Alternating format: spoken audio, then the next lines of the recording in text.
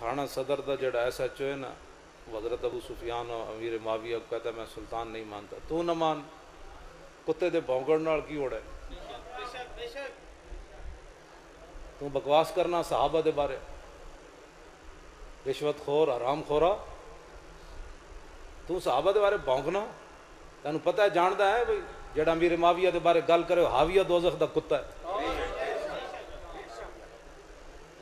اور ساڑھے بزرگاں نے لکھیا، حضرت امام ربانی مجدد الفسانی نے لکھیا، آپ نے فرمایا اویسے کرنی تابعین میں سے سب سے افضل ہے۔ آپ نے فرمایا کہ اویسے کرنی خیر التابعین ہونے کے باوجود واشی بن حرب کے پہلے مقام کو چھو بھی نہیں سکے۔ یہ علماء بیان کریں، واشی بن حرب وہ صحابی ہیں جنہوں نے امیر حمزہ کو شہید کیا، قاتل کبھی بھی نہیں کہنا، قاتل کیوں کہنا ہے آپ؟ اب تو شہید امیر حمزہ کو انہوں نے شہید کیا، رسول اللہ نے معاف کر دیا، اور کون ہوتا ہے؟ بات ختم ہے۔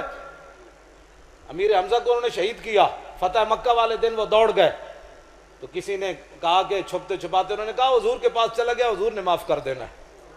چھپ چھپا کے پھر حضور کے سامنے آ گئے، فرمایا آپ نے میرے چچا کو شہید کیا؟ کہا جی میں نے۔ فرمایا تو نے میرے چچا کا جگر کلیجہ نکالا؟ کہا جی میں نے نکالا۔ فرمایا معافی ہو گئی، آج کے بعد میرے سامنے نہیں آنا۔ یہ وہ صحابی ہیں حضرت واشی بن حرب جنہوں نے صرف ایک بار چہرہ مصطفیٰ دیکھا ہے، اور حضرت اویس کرنی خیر التابعین ہونے کے باوجود امام ربانی مجدد الفسانی فرماتے ہیں واشی بن حرب کے پہلے مقام کو چھو بھی نہیں سکے۔ گل سمجھ آئیے گل؟ صحابہ دے بارے کو بھونکے کتا۔ اور عبداللہ بن مبارک سے کسی نے پوچھا، انہوں نے کہا کہ امیر معاویہ افضل ہے یا عمر بن عبدالعزیز؟ عمر بن عبدالعزیز اہل سنت کے نزدیک 5ویں خلیفہ راشد ہے، یہ ہماری عقائد کی کتابوں میں لکھا ہے، 5ویں خلیفہ راشد ہے، ان کے دور میں حضرت عمر کا دور واپس آ گیا۔ لیکن اس کے باوجود عبداللہ بن مبارک سے کسی نے پوچھا امیر معاویہ افضل ہے یا عمر بن عبدالعزیز؟ تو آپ نے فرمایا حضرت امیر معاویہ نے جو حضور کے ساتھ جہاد کیا، جس گھوڑے کے اوپر سوار ہوئے اس گھوڑے کے ناک کے اندر جو مٹی داخل ہوئی نا، عمر بن عبدالعزیز تو اس کے مقابلہ بھی نہیں کر سکتے۔ گل کوئی سمجھ آئی؟ خبردار بہت تکلیف ہوئے تو اپنے پیو نے جا کے صحابہ دے بارے ایسی کوئی بات بھی، ہم اہل سنت کو رب نے رکھا ہی اس لیے ہوا ہے۔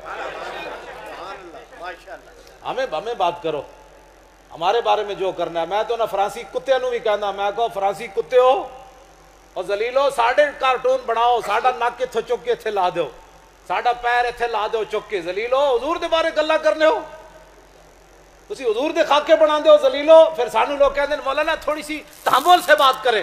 میں کہا فتح مکہ والے دن صحابی تحمل نال گل کی تھی، حضرت سعد بن عبادہ جڑی گل کی تھی ان لرزا کے رکھ دیتا۔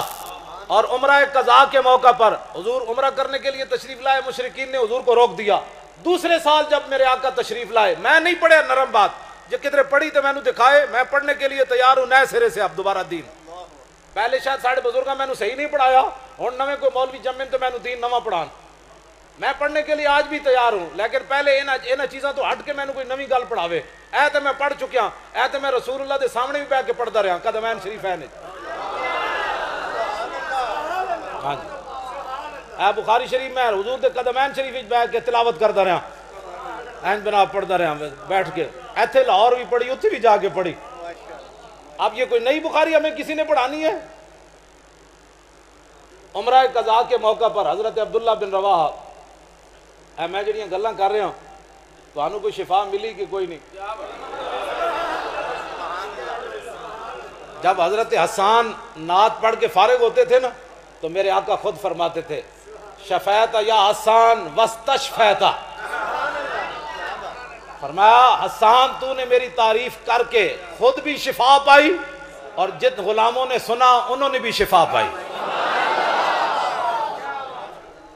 یہ حضور کا فرمان ہے، حضور کے ذکر سے بندے کو شفا ملتی ہے۔